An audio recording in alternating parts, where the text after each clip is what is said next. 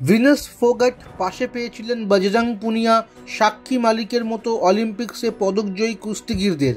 এবার অলিম্পিক্সে পদকজয়ী আর এক কুস্তিগির যোগেশ্বর দত্তের নিশানায় তিনি।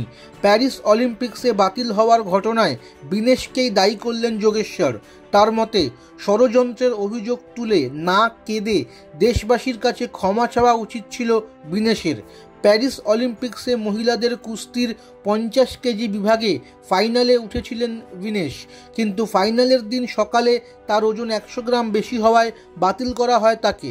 আন্তর্জাতিক ক্রীড়া আদালতে অভিযোগ করেও পদক পাননি তিনি।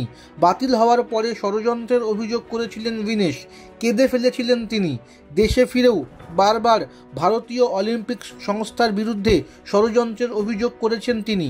তার পাশে দাঁড়িয়েই একই অভিযোগ করেছেন বজরংয়েরা। প্রধানমন্ত্রী নরেন্দ্র মোদীর বিরুদ্ধে মুখ খুলেছিলেন বিনেশ। তার অভিযোগ ভালোভাবে নেননি যোগেশ্বর। অলিম্পিক্সে পদকজয়ী যোগেশ্বর বলেন, অলিম্পিক্স থেকে বিনেশকে বাতিল করা হয়েছে।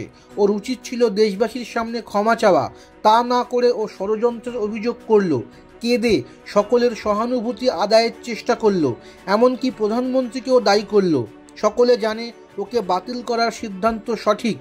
1 গ্রাম ওজন বেশি হলেও বাতিল করা হয়, তাহলে ওকে কেন করা হবে না? যোগেশ্বর বিজেপি ঘনিষ্ঠ বলে পরিচিত। ব্রিজভূষণের বিরুদ্ধে বিক্ষোভের সময়ও তিনি বিনেশদের বিরুদ্ধেই কথা বলেছিলেন। প্যারিস অলিম্পিক্স থেকে দেশে ফেরার পরে কংগ্রেসের টিকিটে হরিয়ানায় বিধানসভা নির্বাচনে প্রার্থী হয়েছেন বিনেশ। প্রধানমন্ত্রী নরেন্দ্র মোদী থেকে শুরু করে ভারতীয় অলিম্পিক সংস্থার প্রধান পিটি ঊষার বিরুদ্ধে অভিযোগ করেছিলেন তিনি।